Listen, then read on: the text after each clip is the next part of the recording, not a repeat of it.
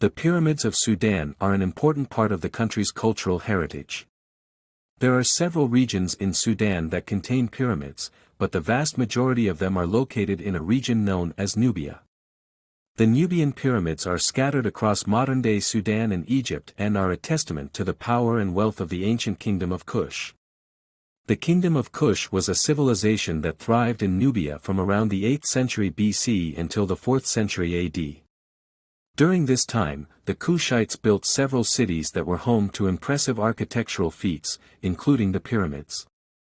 The pyramids of Sudan are slightly smaller than those of Egypt but are no less significant. In fact, there are more pyramids in Sudan than in Egypt. The Nubian pyramids are known for their distinctive shape. Instead of a pointed top, they have a flat top with a small chapel built on top. This architectural style is believed to represent the special relationship that the Kushites had with the gods.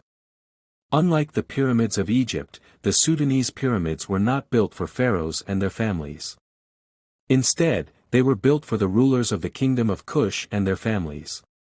There are several areas in Sudan that contain pyramids. The most well-known area is Meroe, where over 200 pyramids have been discovered.